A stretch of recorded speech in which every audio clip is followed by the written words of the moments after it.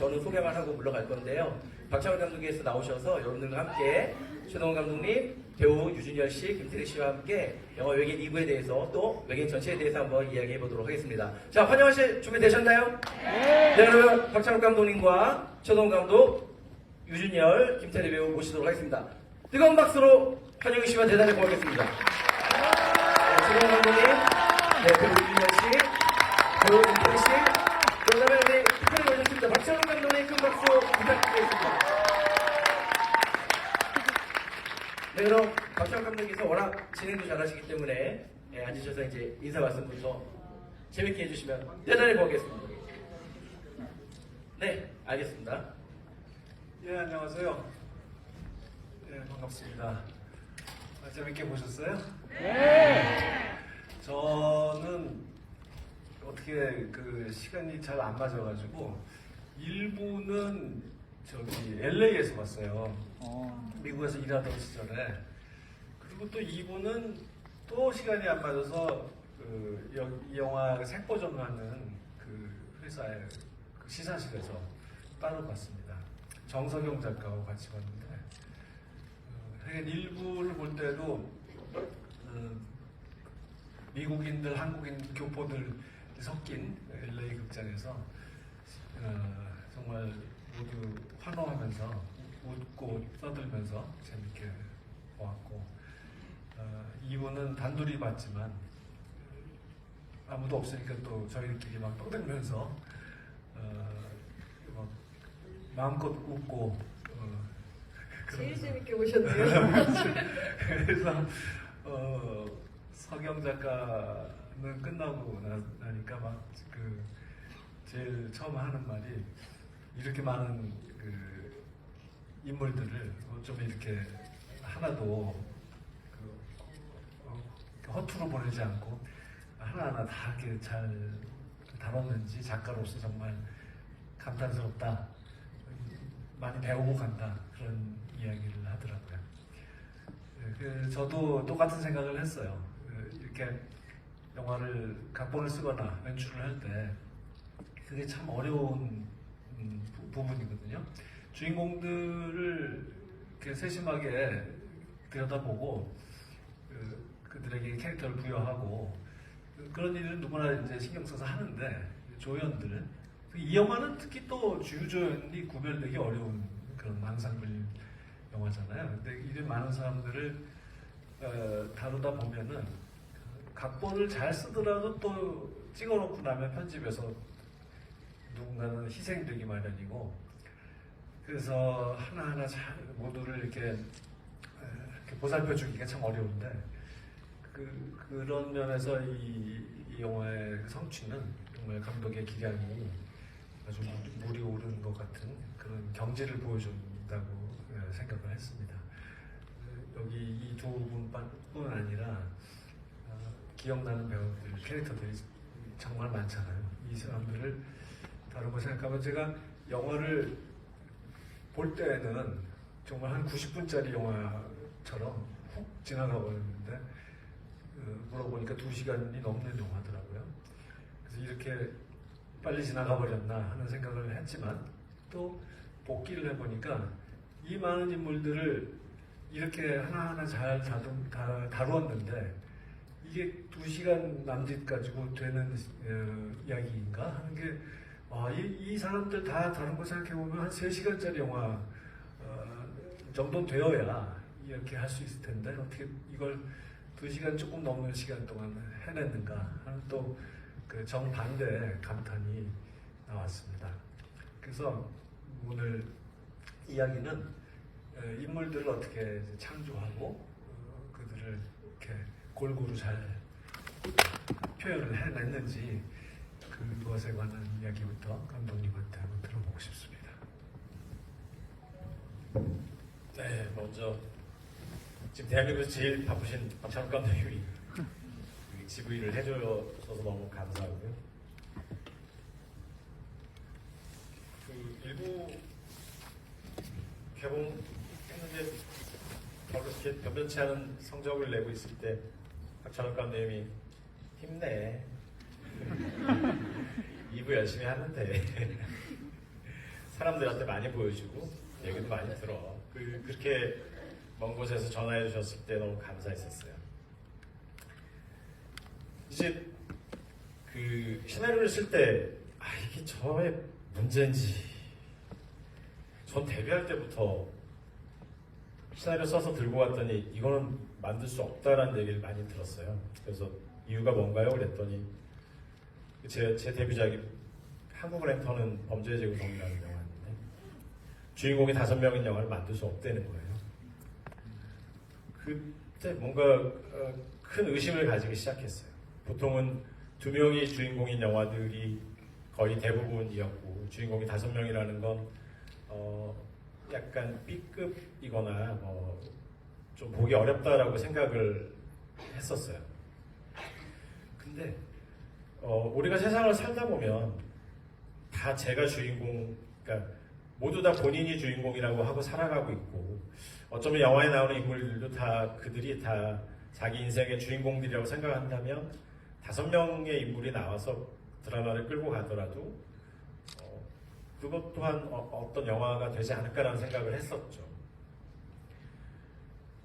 도둑들의 경우는 이제 10명이었고 이 영화도 마찬가지로 10여 명 남짓한데 배우들에게 이를테면 옆에 준열 씨랑 둘이 있을 때는 준열 자기가 주인공이야 라고 얘기하고 김태리 씨를 보게 되면 태리야 이 영화 네가 주인공이니 모두 다 김우빈 씨도 그렇게 알고 있고 심지어 구신선조차도 자기들이 그게 주인공이고 이들은 무릎과 이하는 그냥 지나가는 사람으로 알고 있을 정도로 사람들이 그렇게 얘기를 자꾸 하다 보면 배우들이 그 말의 뜻을 다 알게 되는 것 같아요. 그리고 저는 각 씬의 주인공들이 다 있다고 생각해요, 실제로. 그래서 2부의 경우는 이 영화가 처음 일부를 못 보신 분들도 볼 수 있도록 일부에 대한 그러니까 프롤로그는 아니고 약간 서머리 같은 게 6분 정도 흘러나와요. 그거를 저는 1년 반 동안 편집을 52번을 해서 이 영화는 52개의 버전이 있는데요. 그런데 그 중에 앞에 서머리를 할 때 제가 방법을 찾지 못해서 김태리 씨랑 김우빈 씨에게 오프닝이 혹시 김우빈의 나레이션으로 시작할지 아니면 테리의 나레이션으로 시작할지 잘 모르겠는데 이렇게 대사를 나레이션을 적어줄 테니 이거를 핸드폰으로 녹음해서 보내주면 편집하는데 너무 많은 도움이 되겠다 하고 그 둘에게 부탁을 했죠. 그래서 결국 김태리 씨가 이 나레이션의 주인공이 되셨고 정말 수없이 많은 장소에서 네. 핸드폰 녹음을 했던 기억이 납니다. 감독님 잠시만요. 근데 혹시 저는 고려 대상이 아니었나요? 네, 미안하게도 무릎은 고려 대상이 아니었습니다. 왜냐하면 무릎은 이 사건 전체를 아는 캐릭터가 아니었기 때문이죠. 그러니까 저조차도 어떤 씬에서 어떤 사람이 주인공이 될 수 있다고 생각을 하고 심지어 나레이션 시퀀스에도 하나의 주인공이 있다고 생각을 해요. 그리고 그 주인공들이 조금씩 바뀌어가면서 드라마가 만들어지고 마지막 장면에서 그들이 다 모여서 뭔가를 위해 싸우는 영화가 되지 않을까라고 생각을 했습니다. 그러니까 적어도 준열 씨는 주인공은 아닌 걸로. 정말 시간 계산해 보니까 그게 6분이잖아요. 네. 요약이 그것만 6분이니까 본 이야기는 2부의 이야기는 2시간 내에 훨씬 못 미치는 거잖아요. 예, 이 크레딧을 빼면 아마 1시간 58분쯤 되는데 그 6분을 빼면 1시간 52분이 되는데 제가 찍은 영화 중에 그럼 가장 짧은 영화가 되는 셈이죠. 10명의 주인공들을 거의 주인공들을 다 이렇게 아우르면서 이렇게 짧은 시간에 하는 그러니까 이런 인물이 많이 나오는 영화를 지금 벌써 몇 편째 한 거예요. 여러 편을 하다 보니까 진짜 경지에 오른 것 같아요. 그죠? 그래서 2명 나오면 못 쓰겠더라고요. 안 써져요. 어떻게 써야 될지 모르겠고. 그러니까 최동훈 감독은 좀 그런 게 있어요. 뭘 하지 말라고 더 하려고 하는 그런 성격이에요. 그래서 처음부터 5명 나오면 안 된다고 하니까 이제 아예 그 길로 작정을 하고 가고 있는 것 같은데 두 명만 나오는 영화도 보고 싶다고 제가 전에부터 얘기를 했는데 어쩌다 한 번은 그런 영화도 해볼 만하지 않느냐고. 근데 앞으로는 그런 영화 절대 하지 말라고 이제 얘기를 할까 합니다. 이렇게 두 사람은 어땠어요? 이 처음 시나리오를 읽었을 때, 그러니까 시나리오를 주기 전에는 네가 주인공이야라고 했겠지만 거기에 속겠지만 그 시나리오 읽고 나서까지 속을 수는 없잖아요. 어땠어요? 아니 근데 감독님이 잘못 알고 계신 게 그 387일 촬영을 했지만 저희 배우들이 387일 있었던 거는 아니잖아요. 또 우리가 시간이 극명하게 갈리다 보니까 이게 미술, 로켓 이런 현장의 상황들 때문에 과거 씬을 한 달, 두 달 이렇게 찍고 이제 현재 씬을 또 한 달, 두 달 이렇게 찍으면 과거에 치중하고 있는 배우들은 한두 달을 노는 거예요. 이제 그런 식이니까 한참을 놀다가 온 이제 자기가 주인공이라고 믿고 있던 사람은 한두 달 동안 도대체 내가 주인공이라고 했는데 이게 어떻게 된 거지? 그리고 현장에 와가지고 제가 주인공이 아닌가 봐요. 모두가 도대체 이 영화 주인공이 누구야? 이런 상황이었다고요. 근데 정말 주인공이 누구? 저는 일부는 무룩일 수도 있다고 생각하고 그리고 가드일 수도 있다고 생각해요. 하지만 2부는 이한이 주인공이지 않을까. 하지만 그렇다기엔 류준열 엔딩으로 택시! 이것은 그럼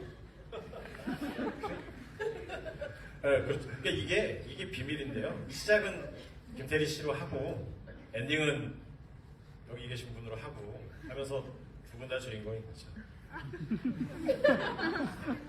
뭐 박 감독님이 제 주인공이 아니라니까 이제 확실히 알게 됐는데 너 얼마 받았어?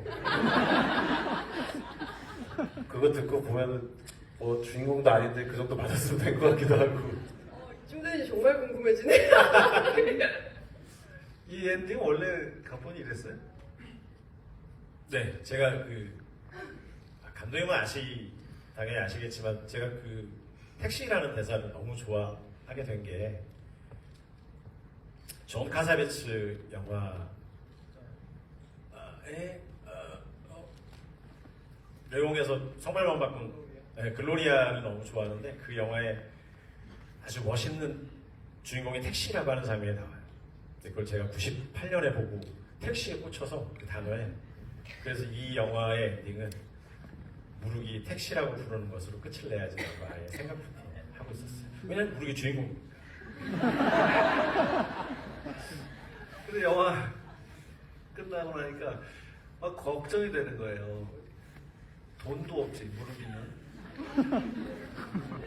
이한이 주소도 모르지. 무턱대고 잡아탔는데 그 다음에 어떻게 이제 찾아갈 거냐. 그래서 굉장히 걱정이 되면서 여운이 길게 남았어요.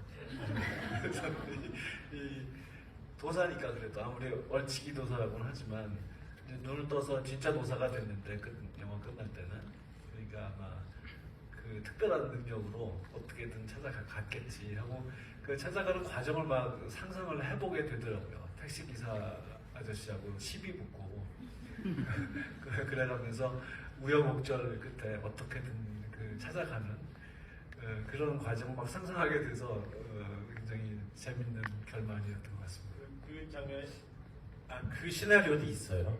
그러니까 제가 시나리오를 2년 동안 썼는데 시나리오는 한 4가지 버전 정도가 있는데요. 무룩이 택시를 타고 가요.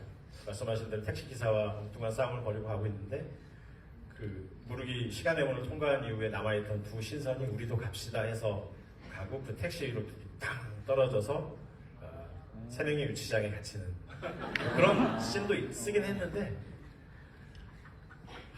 도대체 그래서 정말로 이 영화는 다른 버전으로 한 편 더 만들 수도 있을 만큼의 시나리오가 있긴 합니다. 편집 얘기를 또 안 할 수가 없는데 일부는 훨씬 더 과거 현재 교차가 왔다 갔다가 더 좀 빈번하지 않았나요? 네. 1부는 8개의 시퀀스인데 4번씩 과거 현대가 왔다 갔다 하는 구성으로 되어 있죠. 네. 2부는 원래부터 이렇게 그 교차가 좀 덜한 식으로 각본이 쓰여져 있었나요? 아니요. 각본은 똑같이 8번 나눠져 있었는데요. 많은 사람들이 제 손을 붙잡고 너 왜 1부가 안 됐는지 아냐. 저는 극장에 들어온 관객분들은 모두가 다 천재라고 생각을 해요. 그러니까 영화를 보면서 저 약간씩 비틀어져 있는 저 서사의 구조를 다 맞춰나가면서 보는 즐거움이 있을 거라고 생각을 했고, 제가 썼던 시나리오들은 다 그렇게 시간들이 조금씩 순서대로 되어 있지 않은 구조로 썼었어요. 일부를 쓰고 개봉을 한 다음에 왔다 갔다 하는 게 너무 혼란스럽다는 얘기들을 많이 해주시는 거예요. 그래서 2부가 왜 편집본이 쉬운 2개가 됐냐면, 과거로 시작하는 것, 아니면 현대로 시작하는 것, 과거로 갔다가 현대로 갔다가 다시 과거로 가는 걸 4번 반복하는 것, 3번만 하는 것들이 다 달랐어요. 그래서 그걸 막 하다가 지금의 구조에 가까운 걸 한 30번쯤 편집을 했을 때 찾아내게 되고, 그러니까 그 이한희 씨가 했던 민계인이라는 역할이 현대에 처음 등장할 때 되게 빠르고 본능적으로 관객분들이 알 수 있게 해야 된다는 걸 느꼈어요. 그래서 그 씬만 그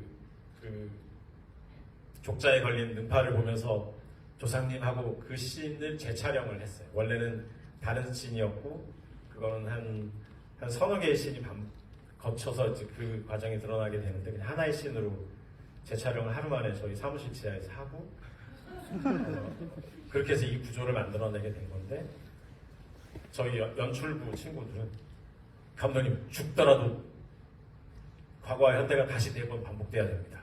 파와 아닙니다. 이걸 줄여야 됩니다. 하지만 현대로 시작해야 됩니다. 파와 과거로 시작해야 됩니다. 파가 국권이 나뉘어서 저는 집에 가고 술 취해서 집에 가고 그들만 술 먹은 채로 치열한 다툼을 벌이던 때가 있었어요. 그렇게 해서 또 한 10번의 버전을 만들고, 정말.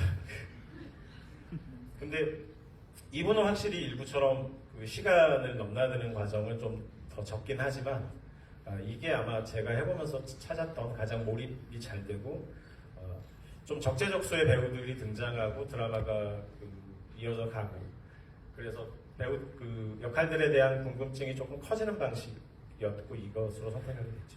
궁금하다. 그 다른 버전. 그러니까 만약에 현대로 시작한다면 어떤 씬으로 시작하는 거예요?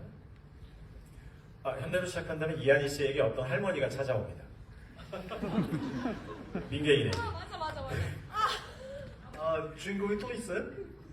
아니, 그분도 주인공이죠. 이제 근데 그분이 내가 학교 꼬맹이 이한이 다니는 학교, 저희가 이한과 이한희 씨가 너무 헷갈려가지고 꼬맹이 이한이 다니는 학교에 이한이라고 해요.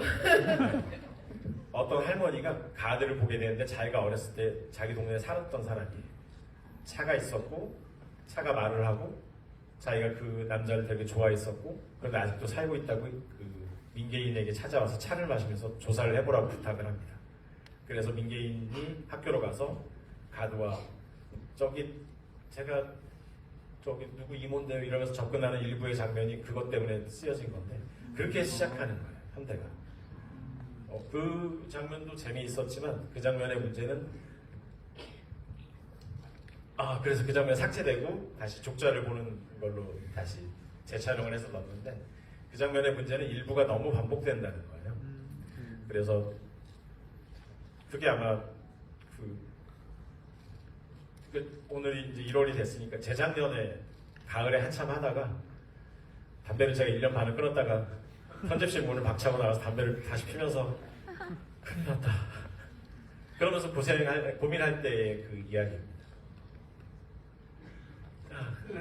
준열 씨는 그러면 이 각본을 읽고 이 캐릭터에 대해서 이제 어떤 해석을 하게 됐어요? 저는 이거 보면서 이 자기 안에 뭔가 있다. 네. 좋지 않은 존재가 들어있다. 나는 무엇인가? 나는 누구인가?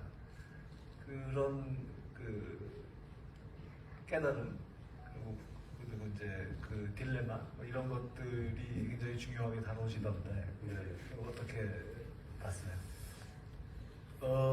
저는 개인적으로 무릎을 이제 제 자신에 빗대어서 많이 고민을 했었던 것 같아요. 근데 이제 결국에는 그 친구가 갖고 있던 힘이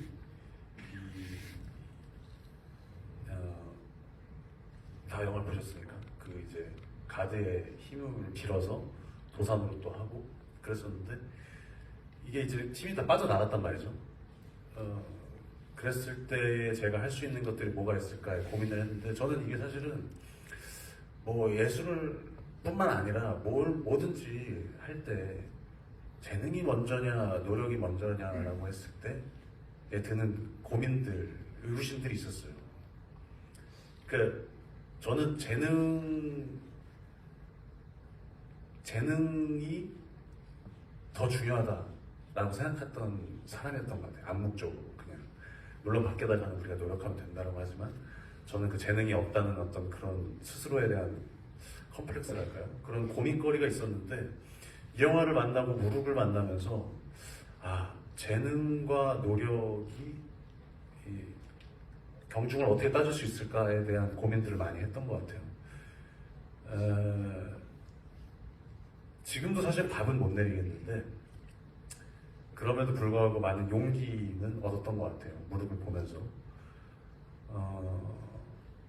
여전히 많은 사람들이 재능이 있음에도 노력을 하지 않고 재능이 없음을 알고 노력을 하는 사람 이것들을 우리가 어떤 컴퓨터나 뭐 계산기 툭툭 두들기씩 나오는 것이 아니기 때문에 거기에 대해서 늘 고민이 있는데 무릎으로 인해서 조금 어느 정도 해결이 되고 답을 찾고 있는 과정에 여전히 있다 이런 것들을 좀 고민을 했고 관객분들이 그런 걸 조금 자기한테 접목시켜서 고민을 해보면 어떨까라는 생각을 많이 했던 것 같아요. 참 놀라운 대답이네요. 그런 생각은 또 못 해봤네. 저도 그 준현 씨 대답 듣고 되게 놀랐는데 네네. 저는 언제나 모차르트와 살리에르의 관계에 대해서 좀 깊이 생각하고 있는 것 같아요.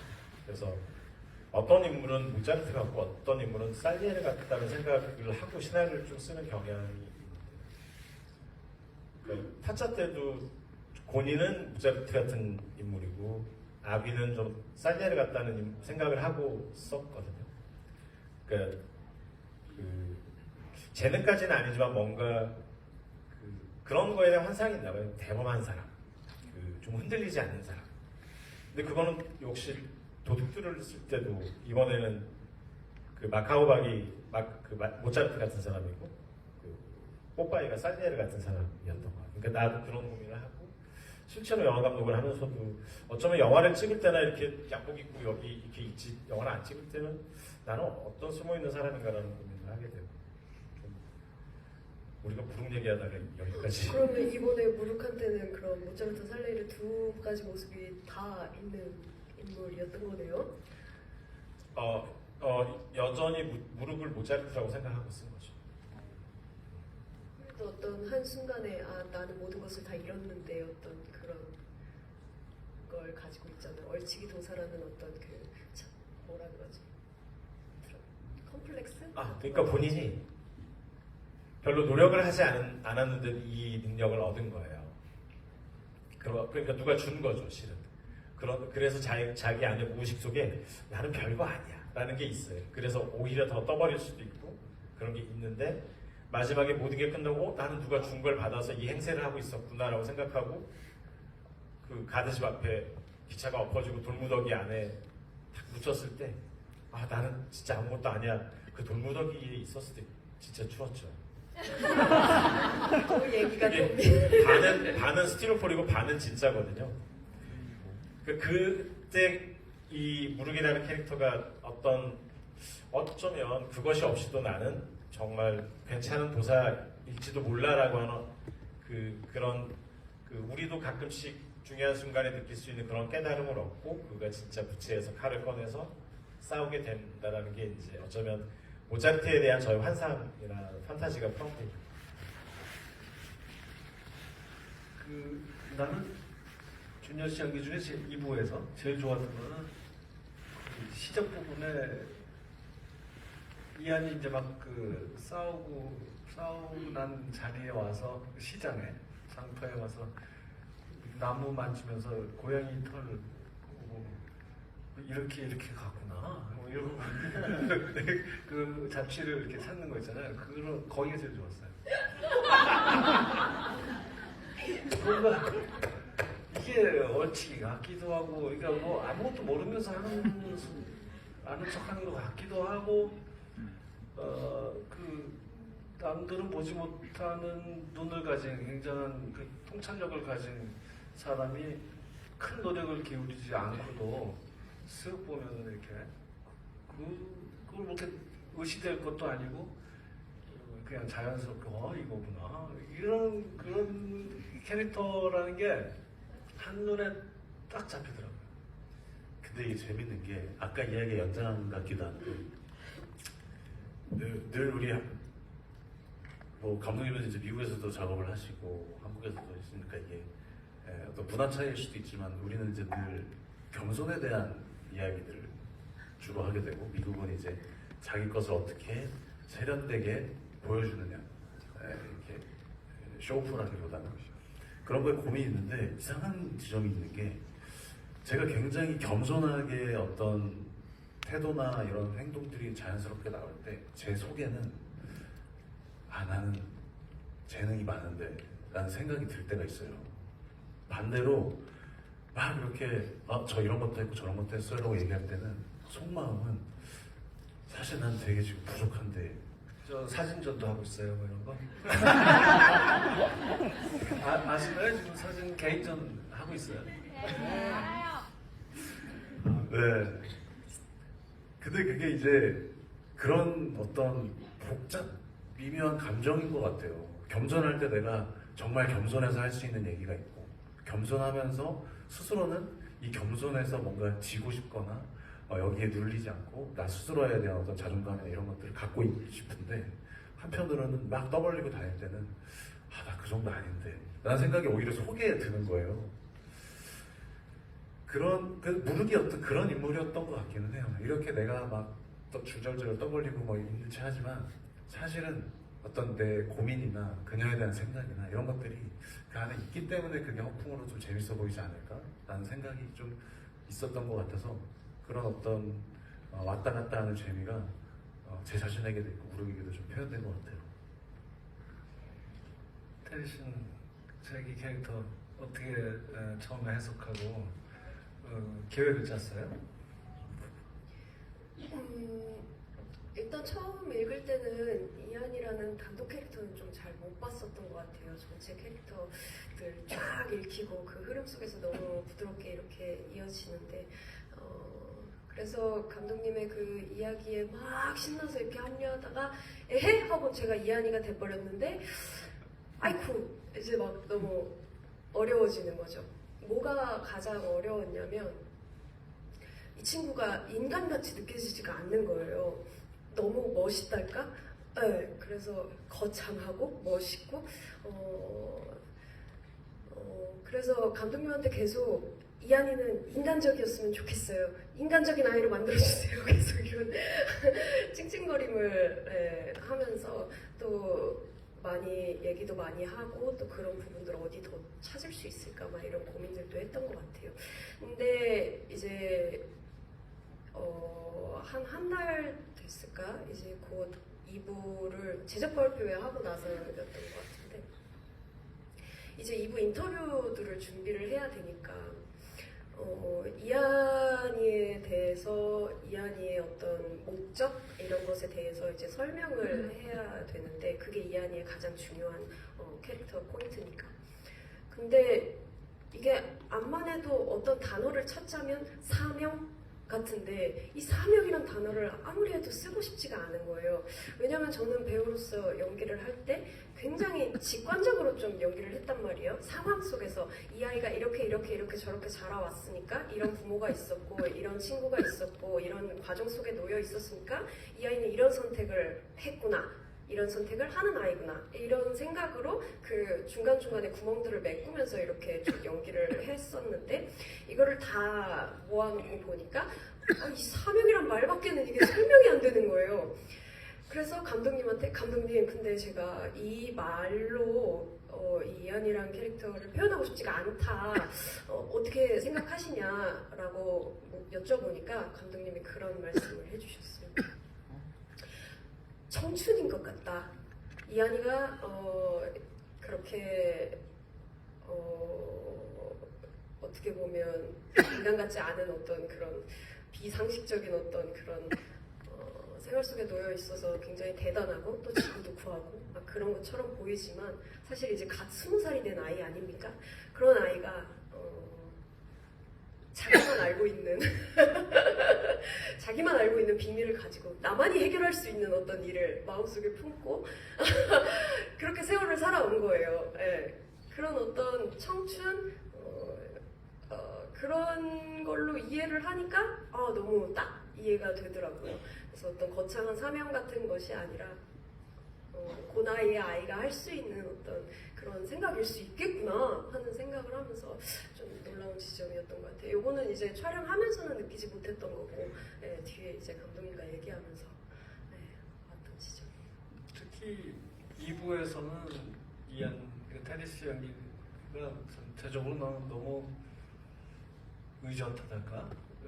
그러니까 되게 촐싹대고 뭐 까불고 그러려면 얼마든지 그럴 수 있는 영화 분위기고 그런 인물인데 테레시아 해석이 아주 뼈대 있는 집안의 자손 같은 그런 뭔가 어려서부터 생각을 갖고 성장한 어린데도 그런 생각을 가진 사람이 특유의 보일 수 있는 그런 의젓한 모습이 보였어요.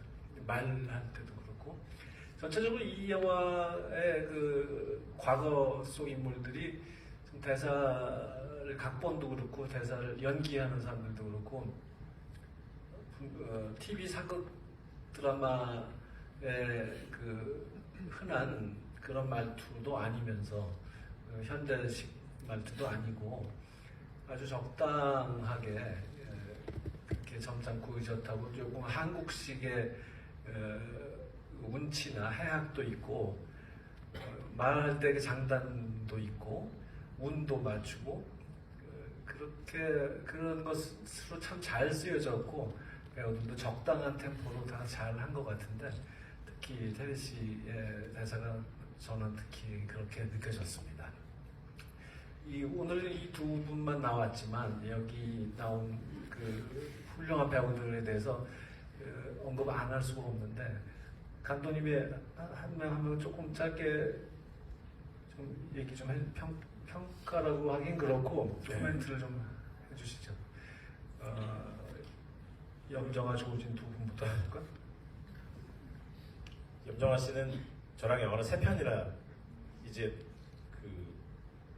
이 외계인 2를 포함하면 이제 4편을 같이 했던 배우예요. 제 데뷔작 때 같이 했던 배우셨고 할 때마다 너무 현장에서 편하고 도움이 되고 같이 영화를 찍을 때 즐거움이 큰 배우인데 문제는 염정아 씨가 드라마적인 연기를 너무 잘해요.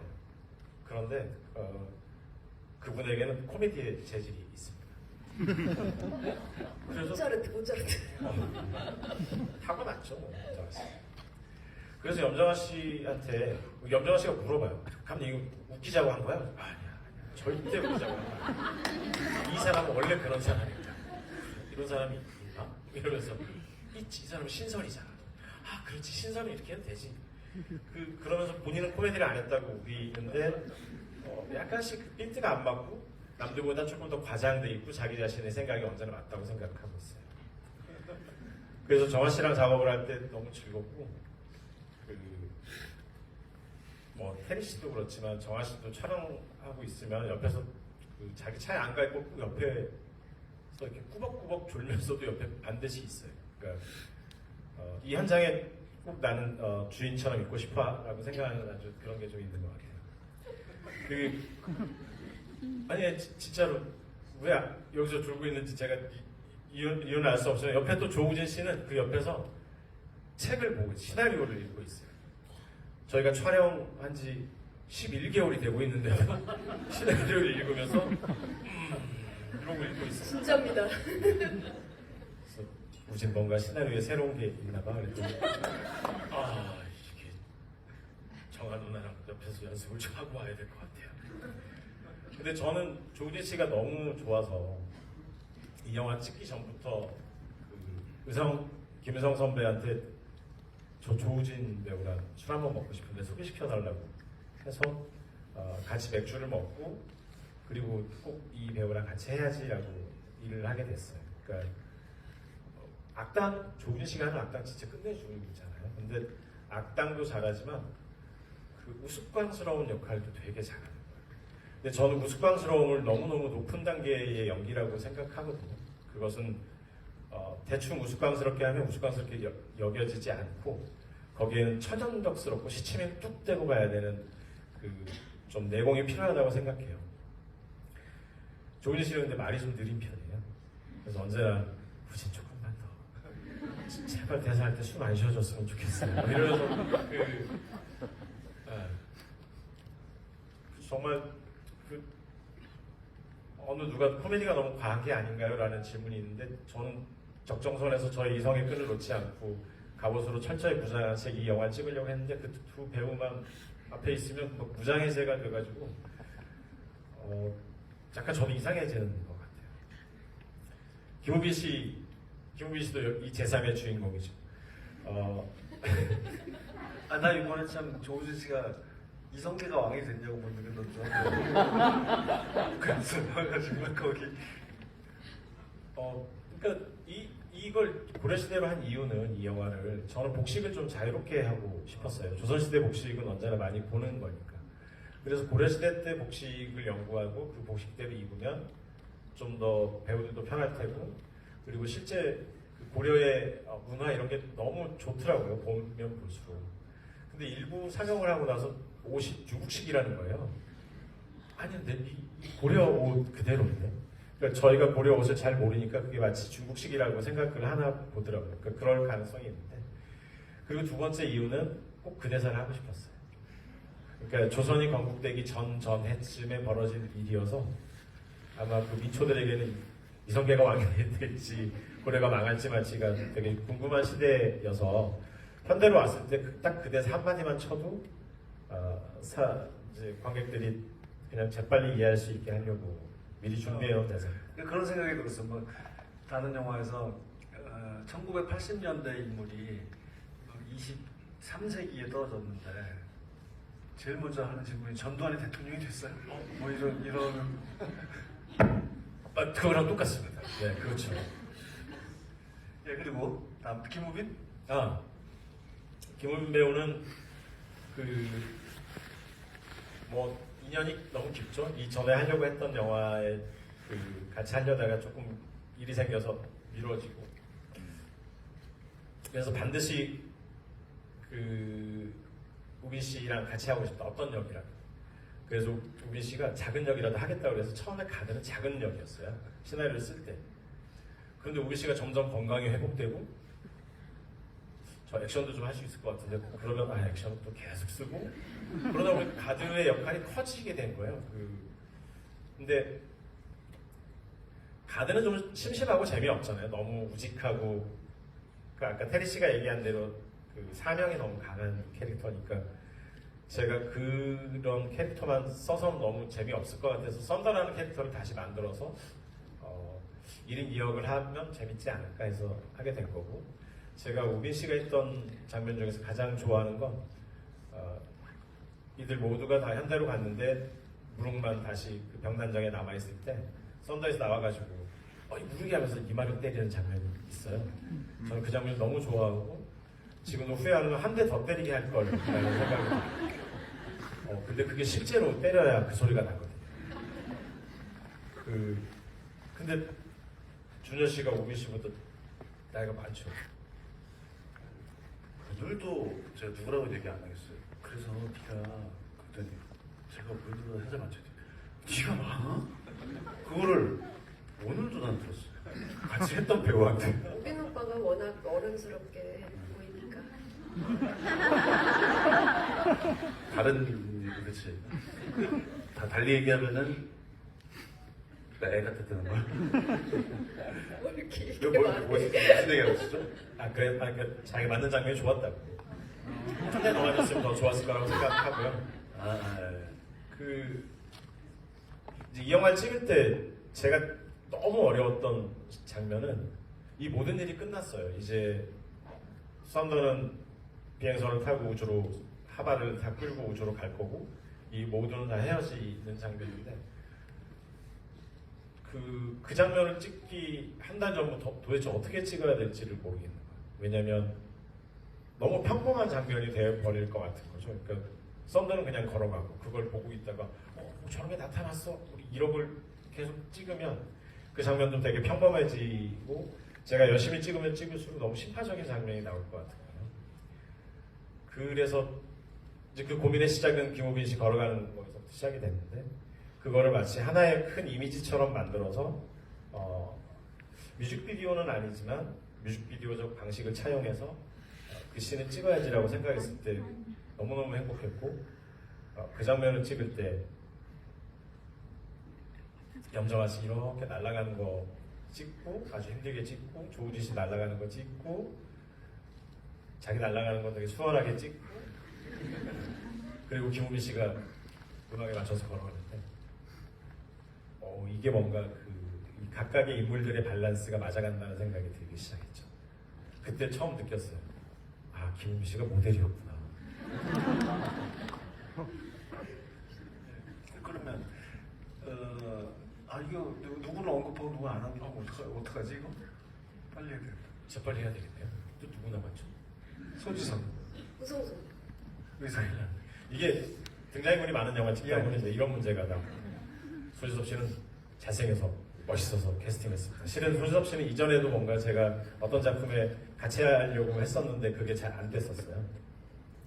그런데 소지섭 씨가 악당으로 나오면 그것도 안에 막 무슨 외계인이 든 캐릭터로 나온다면 모두를 깜짝 놀래킬 수 있을 거라고 생각해서 했고 소지섭 씨는 실제 저희 영화에 나오는 배우들이 다 그 성품이 너무 좋고 이렇게 좋은 사람들이 있을까 하는데 소지섭 씨는 탑3 안에 들 정도. 빨리 너 얘기 안 했잖아. 아니 여기 있는 나머지 분인가요? 2명을 얘기해. 그리고 이한희 씨 아까 얘기하는 걸로 가름하고 가장 이상한 우리 능파 성규 씨는 이 영화를 일주일 전에 처음 봤어요. 그리고 너무 좋아서 저에게 전화를 이렇게 자기 너무 잘생기게 나왔다고 자기가 나왔던 영화 통틀어 이렇게 멋있는 역은 처음 해봤다고 하는 거예요. 눈을 가려서? 네. 이게 눈을 가려서라기보다는 뭐랄까 맹인 검객이 가지고 있는 어떤 전형적인 그 틀이 있잖아요. 근데 그 틀이 있으면서도 뭔가 이들을 다 도와주고 있고 그리고 그 아주 태극권 같은 권법을 사용하고 그런데 그 태극권을 찍을 때 그때 권투 영화를 촬영을 하고 있었어요. 동시에 그 태극권으로 손이 이렇게 돼야 되는데 자꾸 스트레이트가 나오길래 이건 권투 아닌가 그랬더니 제가 지금 한 2달째 찍고 있어가지고 그 영화를 실제로 저희 영화는 아주 잠깐 와서 찍었는데 만약에 능파가 없었다면 이 영화는 훨씬 심심한 영화가 됐을지도 모르겠어요. 네. 아까 말한 그 정말 좋은 사람의 탑3 안에 진상규 씨가 들어서 저는 앞으로 인생을 살면서 진상규 씨가 저 사람은 정말 나쁜 사람입니다 하면 그 사람은 정말 나쁜 사람인 걸로 알고 살기로 했어요. 둘 중에 한 명이 포함되어 있으니 능파 얘기하니까 생각나는 게 그 능파가 귀를 기울이고 있을 때 두 사람이 투명한 망토를 쓰고 도망가죠. 그때 또 우왕이 장이가 그 시끄럽게 만들고 나는 그 장면이 정말 백미 중에 하나 같았어요. 제일 재치 있고 보기에 재밌고 약간 어린이서부터 모두가 좋아할 수 있는 장면인 것 같았어요. 한국적이고. 그 우왕이 장이가 나는 처음에 각본을 읽었을 때부터 이름도 재밌고 고양이고 부채 살다가 나오고 그 모든 설정이 진짜 기가 막히게 그 재밌다고 생각했는데 그거 어떻게 만들어진 캐릭터이며 그 배우들은 어떻게 연기를 했어요? 그러니까 저는 쿵짝쿵짝하는 걸 되게 좋아하긴 하는데 저는 62년도인가 성춘향이라는 영화에 그 변학도가 춘향이를 잡아오라고 할 때 두 명의 포조를 보내요. 근데 그 두 명의 포조이 당대 엄청난 배우셨던 김희갑, 그다음에 구봉서 그 두 선생님이 계셨는데 두 분이서 걸어갈 때 하는 대사들이 너무 재밌는 거예요. 춘향이 나쁜 년 우리가 이 양반이랑 결혼했다고 어쩌고저쩌고 이렇게 잘난 체하고 우리가 반드시 잡아야지. 바보는 놈은 나쁜 놈이야. 이랬는데 가서 쩔쩔매고 실제로 가서. 근데 그 영화를 볼 때가 아마 제가 시나리오를 준비하고 있었을 텐데 그런 두 분 같은 캐릭터를 만들어야 되겠다라고 생각하고 우왕장을 만들어서 모르게 부채 안에 넣어줬는데 문제는 넣어놓고 보니까 이게 전우치 때 그 유해진 씨가 강아지였잖아요. 그거랑 너무 똑같아가지고 어떻게 하면 다른 방식이 있을까 했다가 이제 그들은 원래 그들이 아니었다. 이렇게 생각하는 거죠. 신정근 배우 신정근 선배를 생각하고 쓴 거고요. 그다음에 신정근 선배는 주로 악당을 하거나 근엄한 역을 했었는데 그분이 고양이를 한다면 도대체 어떤 일이 벌어질까라는 궁금증이 있었고 우리 좌왕 했던 그 이시훈 배우는 기생충의 마지막 장면에 나와요. 그래서 그 본 감독님이 아주 엉뚱한 형사 같지 않은 형사, 그 거기에 나오는 형사 같지 않은 형사인데 그 기생충을 보고 저 배우는 누굴까 그래서 만나봐서 했는데 아마 이 영화를 혹시라도 한 번 더 보신다면 그 이시훈 배우랑 신정근 선배가 연기할 때 정말 고양이처럼 행동하려고 얼마나 애를 썼는지가 아주 작은 디테일 속에 많이 있어요. 나는 그 좌왕이가 이시훈 배우죠. 좌왕이 죽는 장면이 좀 많이 슬펐어요. 거의 그 연기도 좋고 그렇게 허무하게 사라지는 게 참 슬프더라고요. 나중에 다시 나타나서 다행이었지만 그때는 음악도 나는 그 음악이 거기가 제일 좋더라. 감독님도 장영규 음악 감독님하고 많이 작업하셨어요. 정말 천재죠. 모차르트. 아 맞아요. 저는 장영규 음악 감독님하고 타짜 때부터 지금까지 5편을 같이 했거든요. 타짜를 만들어 왔을 때 이 음악이 너무 이상한 거예요. 막 이러고 막. 그래서 화면에 넣었는데 근데 너무 잘 만든 거예요. 그래서 어쩌면 타짜의 고독함 정서는 다 그 음악에서 빗댄 거고. 그런데 하여튼 이 영화에서 그 장면의 음악을 만드는데 1년 동안 제가 마음에 드는 음악이 없다고 계속 투덜투덜 되면서 그 장영규 음악 감독님한테 서랍 속에 넣어놓은 다른 영화를 하려고 했다가 못하고 도무지 맞지 않아서 그냥 내팽겨둔 그런 걸작이 서랍 속에 있지 않겠느냐라고 했더니 그러면 하고 그 음악을 꺼내서 안 맞을 것 같은데 하고 틀어주는데 너무 잘 맞는 거예요.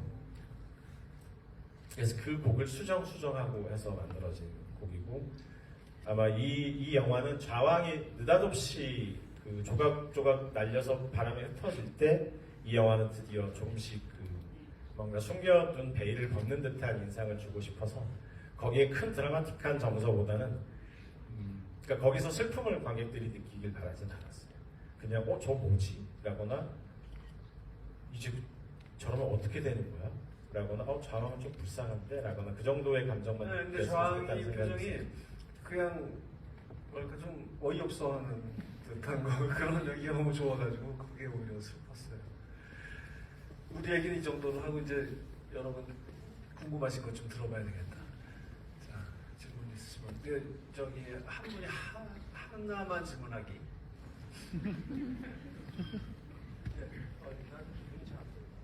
안경 안 쓰고 왔어. 부채를 들고 계시면 네, 저기 부채 들고 계신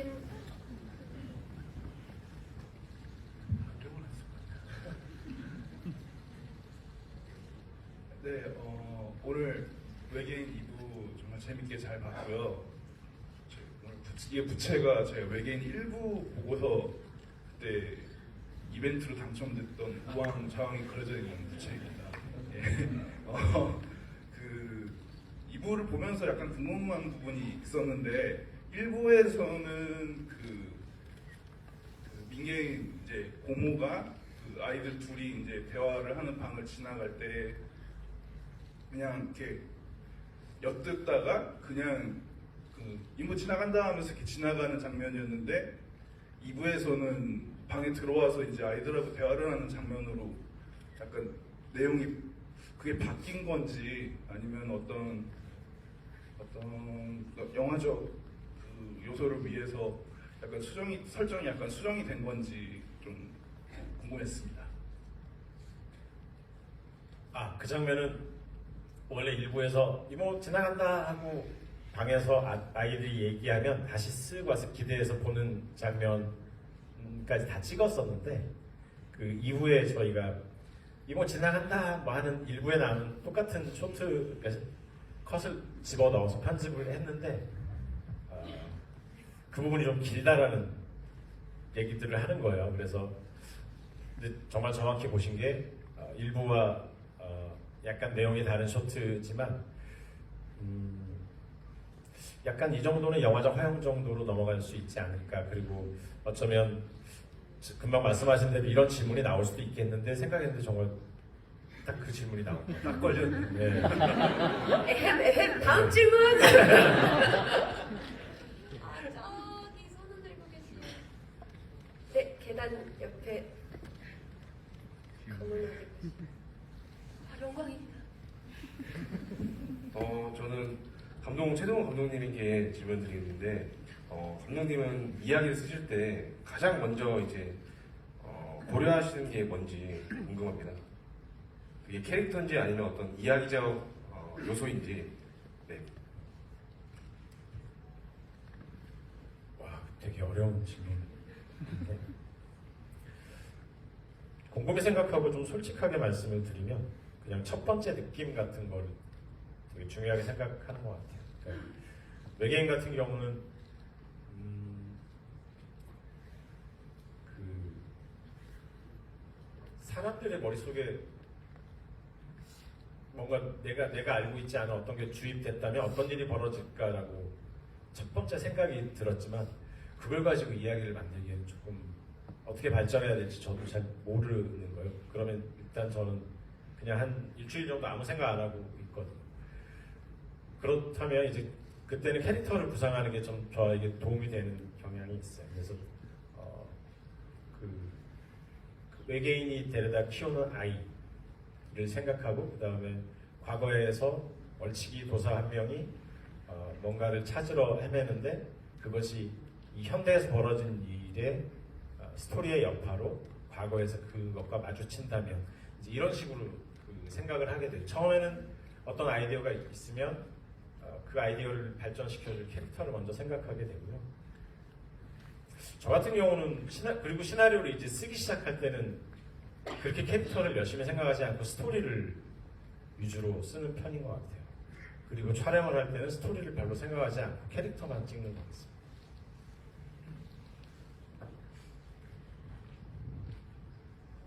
요 앞에서 두 번째 줄 흰 옷 입으시고 흔드시죠. 네.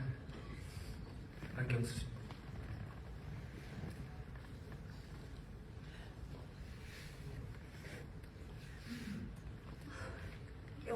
잘 봤습니다. 먼저 최동원 감독님과 박찬욱 감독님을 한 자리에 뵈서 너무 영광이고요. 질문하기 전에 최동원 감독님께서 그 범죄의 재구성의 팜플렛이에요. 지금 이게 개봉한 지 올해가 20주년이 되거든요. 그래서 너무 축하드리고 싶어서 고이 간직하는 거 들고 왔고요. 정말 축하드리고 편지도 써왔는데 드릴 기회가 있다면 드리고 싶습니다. 영화를 보면서 제가 든 생각은 감독님과 배우님께 모두 드리는데요. 감독님의 생각 안에 모든 펼쳐지는 이야기와 캐릭터들의 이야기가 아직까지는 정말 프로덕션이 표현하지 못하는 그 세계까지 감독님이 가지고 있지 않을까라는 생각에 저는 이부를 보고 사실 혼자 너무 기립박수를 치면서 보았고요. 그래서 응원하고 싶어서 손을 열심히 들었습니다. 그리고 배우님들하고 감독님들 질문은 블루스크린에서 찍을 때 서로의 생각하는 바가 분명히 달랐을 거고 분명히 보이지 않는 곳에서 찍는 그 어려움과 난관들이 있었을 텐데 그 부분들에 대한 에피소드나 어떤 부분이었는지 좋았고 이런 부분을 듣고 싶고요. 마지막으로 외계인이 잠식해도 우주를 다 사줄 만큼 무르기를 사랑합니다. 감사합니다. 질문으로 시작해서 뭐죠? 이 진심은? 아니에요. 이게 세상의 이치 같습니다. 범죄의 재구성, 제가 범죄의 재구성 찍을 때 박찬욱 감독님이 올드보이를 이제 그러니까 같은 해에 개봉을 했어요. 감독님이 3월에 개봉을 하시고 저는 좀 뒤에 했는데 그래서 박찬욱 감독님이 작품상과 감독상을 막 휩쓸고 다니실 때 저는 옆에 따라다니면서 신인 감독상을 타러 다녔던 그래서 언제나 술은 올드보이 팀이 사가지고 맨날 거기 가서 이렇게 술을 얻어먹었던 기억이 납니다. 근데 그게 벌써 20년 전이라니 뭐 이제 근데 하나도 안 되겠죠. 아니에요. 죄송합니다. 제가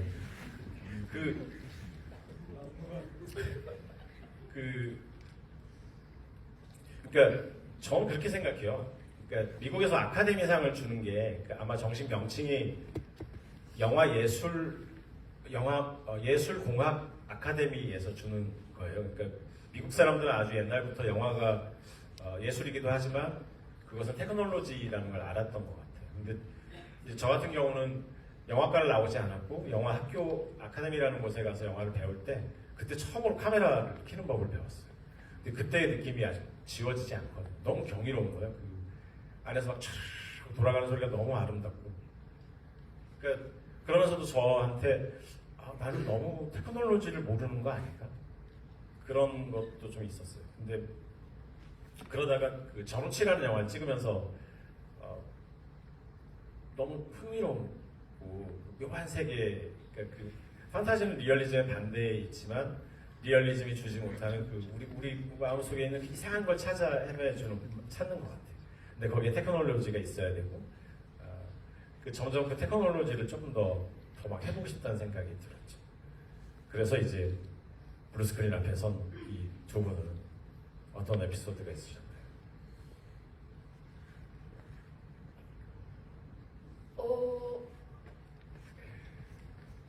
엄청난 애로사항은 사실 솔직히는 없었던 것 같아요.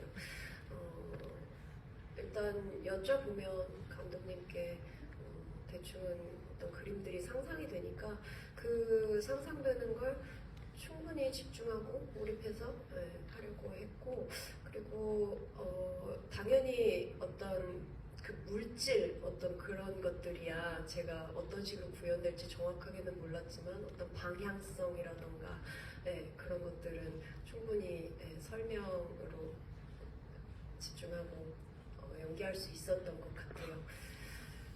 무르기는 어땠나요? 근데 이제 많은 분들이 블루스크린을 질문하면서, 그러니까 모르겠어요. 얘 인터뷰를 저 궁금한 거 있어요. 저한테요? 네. 그 로봇 춤 있잖아요. 네. 그거 이러고서는 네네네. 벗겨지는 거. 네네네. 그것은 무술 감독님한테 지도를 받으신 건가요? 아니면 혼자서 생각해내신 건가요? 아, 무술 감독님 바빠요. 그것까지 다 못해요. 대단하네요. 아이, 근데, 그 얘기를 먼저 해야 되나? 너무 모르겠어요. 근데 이게 인터뷰할 때 어려운 것 중에 하나가 뭐냐면 질문, 블루 스크린 어떠세요? 그러면은 거기에 대해서 뭔가 얘기를 해줘야 될 것 같아요. 근데 사실, 저한테 사실 블루 스크린이랑 무대에서랑 큰 차이는 없거든요. 근데 이제 질문이 들어왔는데, 뭐 전 똑같더라고요. 뭐 이러고 마이크를 내려놓을 수 없으니까. 뭐 거기에 대해서 막 이런저런 생각들을 얘기하는데 사실은 배우들은 보통 이제 상상하는 직업이라고 하잖아요. 그래서 저는 뭐 빈무대에서 연극도 해보고 뭐 영화라는 것도 눈앞에 수많은 스태프들도 있고 이러다 보니까 뭐 또 배우가 또 여러 가지 타입이 있겠지만 또 막 몰입을 해서 이런 또 연기를 하고 그런 타입은 아니어서 참 저는 별반 큰 차이 없이 연기를 했던 것 같아요. 다만 이제 그게 어디까지 구현이 되나에 대한 의구심은 있는데 뭐 어느 순간부터 이제 그런 거에 대해서는 안 하기 시작했죠. 그러니까 이 지금 우리 기술이 전 늘 이렇게 얘기해요. 2023년인데 뭐 핸드폰이 안 터질 때 엘리베이터를 탔는데 핸드폰이 안 터지면 화가 날 때가 있어요. 왜 2023년에 왜 엘리베이터에서 핸드폰이 안 터질까? 그러니까 우리는 지금 아버지가 또 질문을 해요. 준열아 나 이거 뭐 하고 싶은데 이거 돼? 그러면 안 되는 거 없어. 다 돼. 뭐 아이패드에서 뭐 축구를 볼 수 있니? 갑자기 이래요. 늘 TV에서 보다가 아빠 2023년에 안 되는 건 없어. 다 돼. 이렇게 얘기를 하고 다니는데 그러니까 블루스크린도 의심이 들 필요가 없어요. 다 되는 거예요. 나만 잘하면 되는 거예요. 그러다 보니까 그런 상상하는 작업들을 하다 보니까 사실 큰 차이가 없어가지고 뭐 이 답변이 어떤 답변이 될지는 모르겠는데 우리는 늘 해왔던 거고 얼마나 어떤 상상을 하는지 그리고 그 싱크를 맞춰가는 거가 중요한데 사실 이 질문의 대답의 핵심은 여기였던 것 같아요. 저는 감독님이랑 이 작품을 준비하면서 1년간 감독님네 집 사무실을 왔다 갔다 하고 같이 시간을 보내면서 그 어떤 감독님보다도 많은 시간을 나누고 이야기를 했던 것 같아요. 이게 배우들이 리허설을 하는 이유 중에 하나인 것 같은데 리허설을 하는 이유가 결국은 테리가랑 제가 어떤 사이였고 서로가 어떤 상황이고 개인적으로 혹은 이 친구가 어떤 친구인지를 아는 거 이랬을 때 연기가 더 좋은 연기가 나오는 것처럼 감독님이 어떤 상상했던 그림, 영화, 이야기들이 제가 그동안 만나면서 했던 이야기들과 나눴던 거에 대해서 이미 많은 시간이 있었기 때문에 일치가 되는 거예요. 그러니까 이제 흔히 얘기하는 눈빛만 보고도 안다는 게 그런 어떤 지점이었던 것 같아요. 그래서 사실 블루스크린에 대한 어떤 특별한 에피소드가 이렇게 대답을 드릴 수밖에 없는 것 같아요. 네. 예. 자, 이제 마지막 질문 받을게요. 질문해주신 분들께는 뭐 선물도 있다고 하는데, 앞에서 넷째 줄에 이한, 맞지? 네, 이한한테 질문 있어요. 있어요라고 하신 분. 안녕하세요. 이안한테 질문 있는데 이안이 현대로 돌아온 후에 원래 살던 집 침대에 누워가지고 누워있는 장면이 감명 깊었는데 이제 현대로 돌아왔을 때 이안은 가족도 없고 친구는 아이인 상태 그대로 있는데 어떤 감정이었을지 정말 궁금합니다. 그리고 이안 사랑해요. 감사합니다.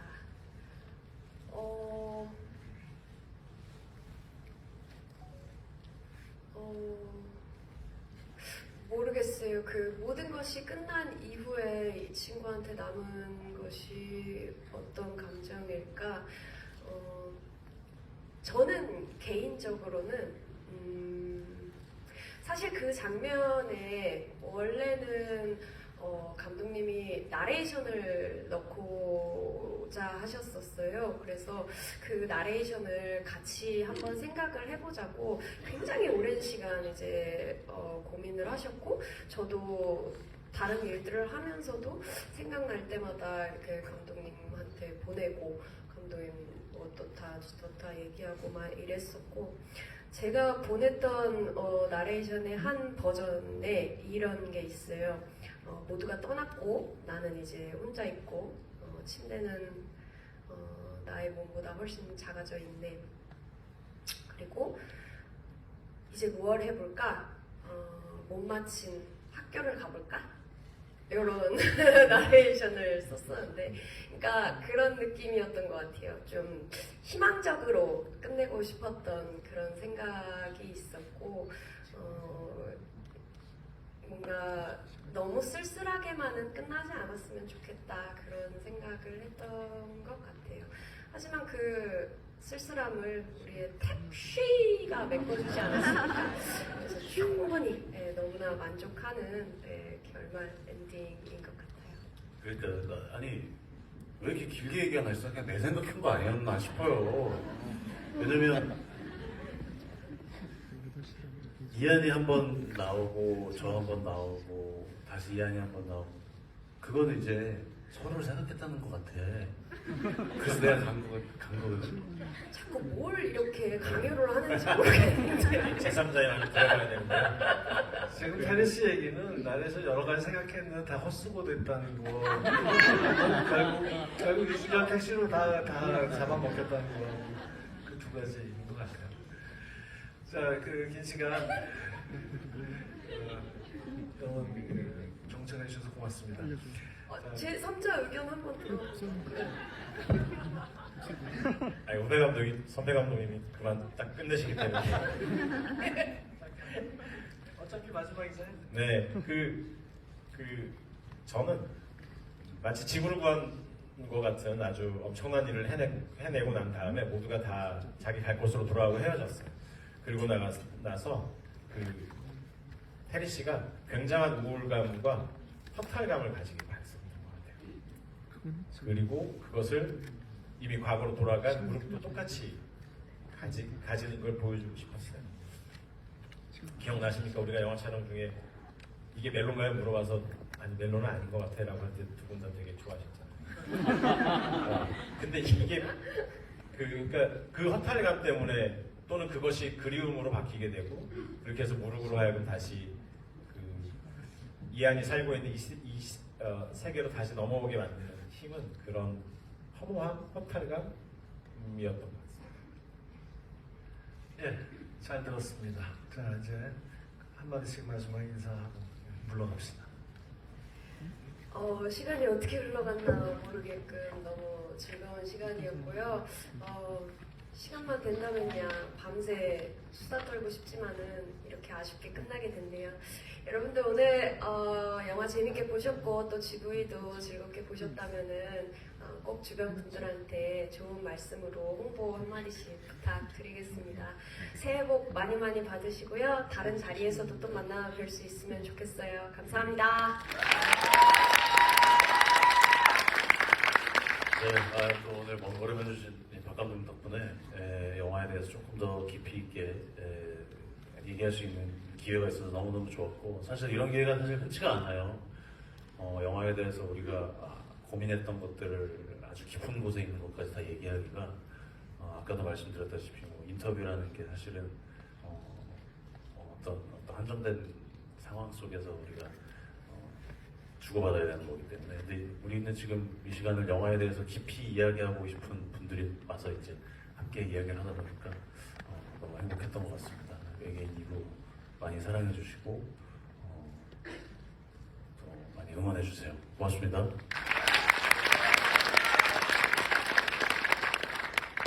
오늘이 저희 영화 첫 시사회고 여러분들이 이 영화를 처음 보신 분들이고 이렇게 와주신 것만 해도 정말 너무 고맙고요. 정말 진심으로 감사드립니다.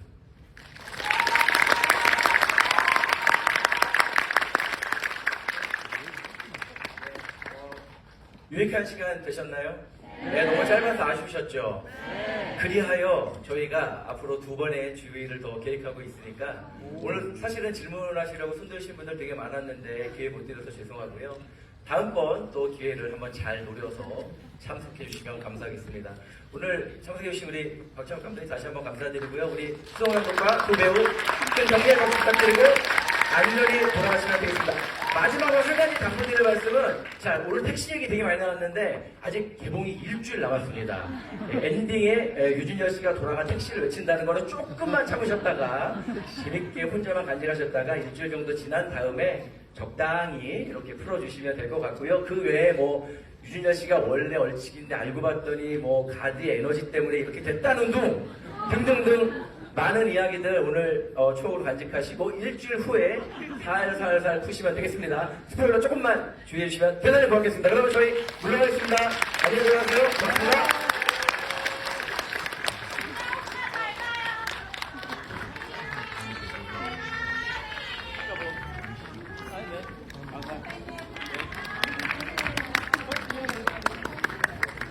감독님 저도 사인 한 번만 될까요?